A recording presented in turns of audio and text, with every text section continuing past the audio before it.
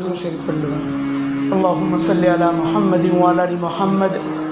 کما صلیت علی ابراہیم وعلی آل ابراہیم انک حمید مجید۔ اللہم بارک علی محمد وعلی آل محمد کما بارکت علی ابراہیم وعلی آل ابراہیم انک حمید مجید۔ الحمدللہ رب العالمین والصلاة والسلام على سید الانبیاء والمرسلین سیدنا وحبیبنا وحبیب رب العالمین، اما بعد فقد قال اللہ تبارک وتعالی فی کلامہ المجید والفرقان الحمید، فاعوذ باللہ من الشیطان الرجیم، بسم اللہ الرحمن الرحیم۔ سبحان الذي أسرى بعبده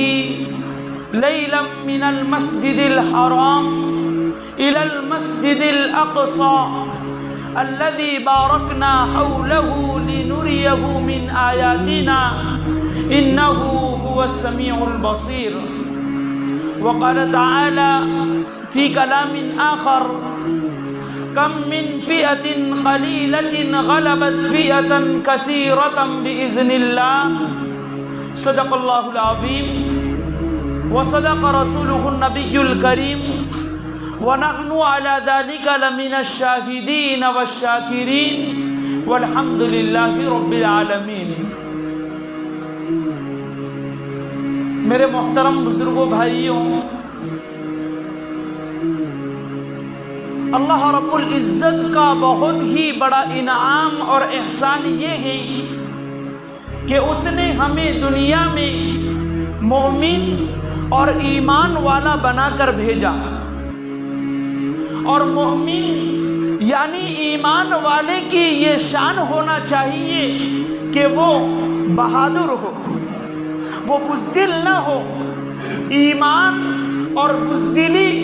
یہ دونوں ایک جگہ کبھی بھی جمع نہیں ہو سکتی۔ ہم رسول اللہ صلی اللہ علیہ وسلم اور صحابہ کرام کی زندگی کو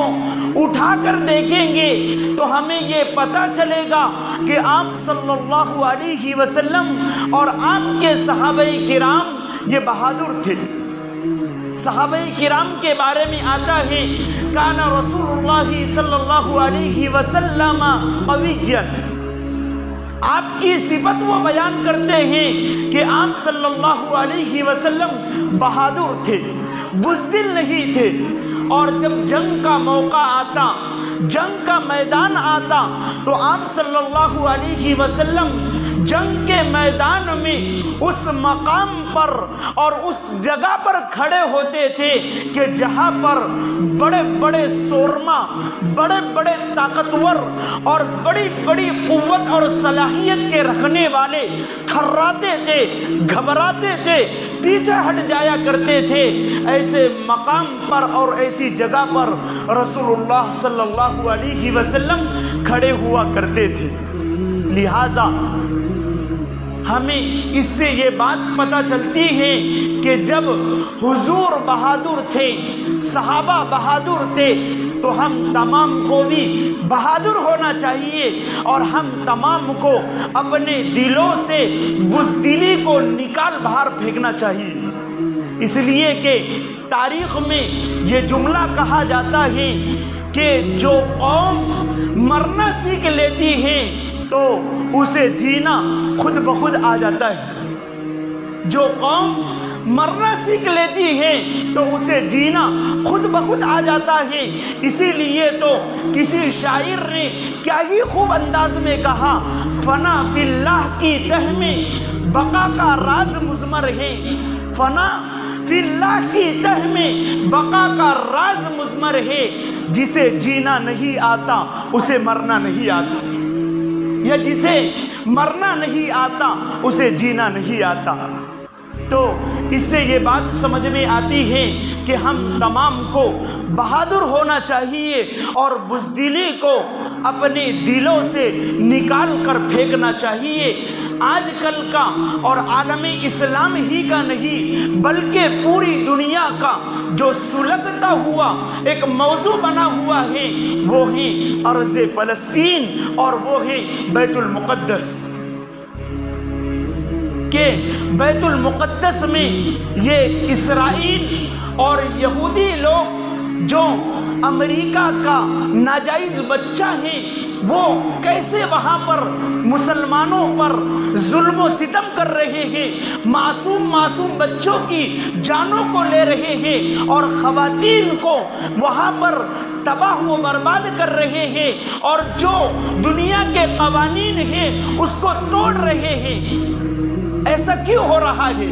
تو میرے بھائیوں، سب سے پہلے ہمیں یہ بات معلوم ہونا چاہیے کہ یہ جو فلسطین ہے، یہ جو بیت المقدس ہے، تو یہ عربوں کی سرزمین ہے۔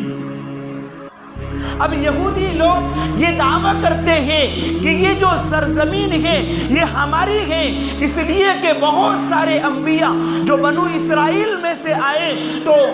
وہ وہاں پر دفن ہے، وہاں پر مدفون ہے، اس لیے وہ جگہ ہماری ہے۔ جب جگہ ہماری ہے تو اس پر ہمارا ہی قبضہ ہوگا۔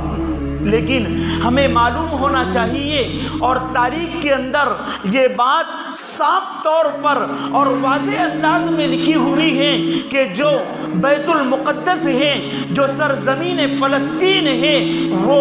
عربوں کی سرزمین ہے۔ کیونکہ اس سے پہلے جرمنی کے اندر جب ہٹلر نامی آدمی آیا تھا اور اس نے اس یہودیوں کو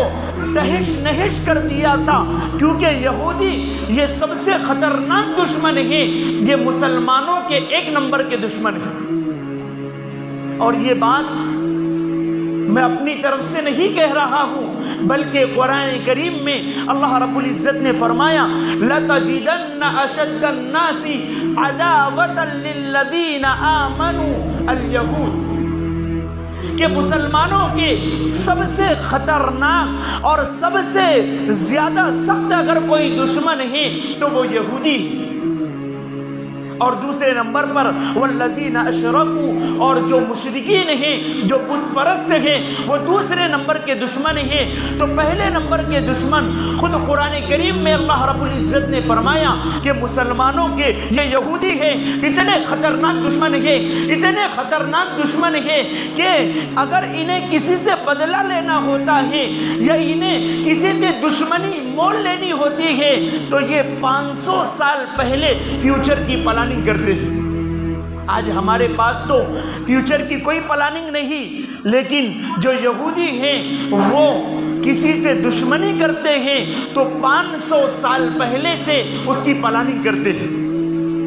تو جب جرمنی کے اندر سے ہٹلر نے ان کو بھگایا، ان کو مارا، ان کو تہش نہش کر دیا اور ان کو وہاں کی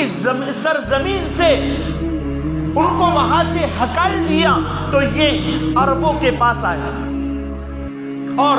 تصویریں موجود ہیں آج بھی کہ عربوں کے قدموں میں یہ گر گئے اور یہ ننگے تھے، یہ بھوکے تھے، یہ پیاسے تھے، یہ اپنی سرزمین سے بھگائے ہوئے بھگوڑے تھے، لیکن جب وہ عربوں کے قدموں میں گرے اللہ رب العزت نے عربوں کو ہمدردی عطا فرمائی ہے اور اللہ کے رسول صلی اللہ علیہ وسلم نے فرمایا کہ ننگوں کو کپڑا پہناؤ اور بھوکوں کو کھانا کھلاؤ، پیاسوں کو پانی پلاؤ، اللہ رب العزت بہت بڑا اجر و ثواب تمہیں عطا فرمائے گا۔ اسی ہمدردی کی وجہ سے عربوں نے ان اسرائیلیوں کو اور ان یہودیوں کو فلسطین کی سرزمین دے دیا۔ اب یہ وہاں پر رہنے لگے اور رہ کر انہوں نے انہی فلسطینیوں کا جینا وہاں پر مشکل کر دیا اور آج وہ بہت زیادہ ظلم و ستم کر رہے ہیں،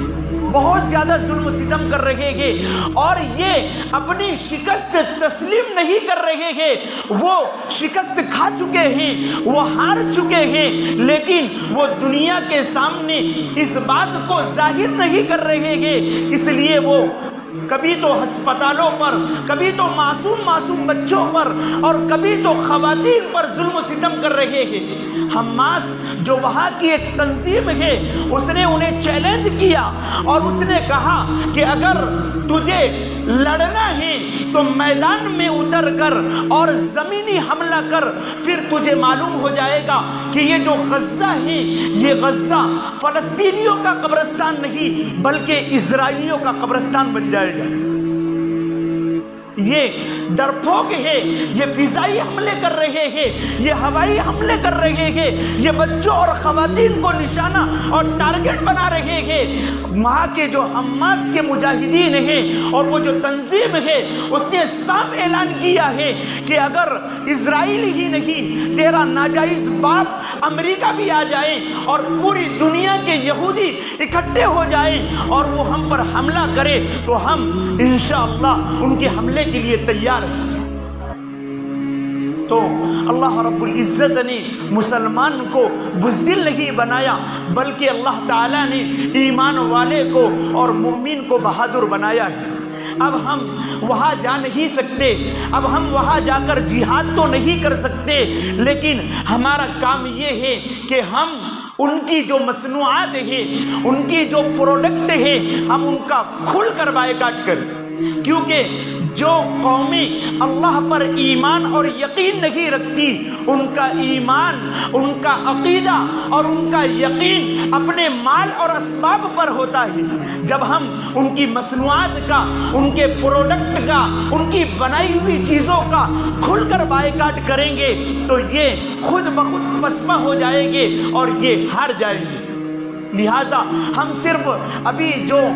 7 اکتوبر سے جنگ چالو ہیں تو ہم جو جنگ کے موقع پر ہی ان کی چیزوں کا بائیکاٹ کریں، ایسا نہیں ہے، بلکہ ہمیشہ ہم یہ ارادہ کریں، یہ تہیہ کریں کہ جو بھی اسرائیل کی اور اسرائیل کی حمایت میں جتنے بھی ملک ان کی حمایت کر رہے ہیں، ان تمام چیزوں کا انشاءاللہ ہم آج سے بائیکاٹ کریں گے، اور جب تک اللہ نے زندگی رکھی تب تک ہم ان چیزوں کو استعمال ہی نہیں کریں گے۔ تب جا کر یہ ہم اس مشن میں کامیاب ہوگے، اور جو اسرائیلی ہیں وہ خود بخود اپنے مال و اسباب کے کم ہونے کی بنا پر خود بخود مر جائیں گے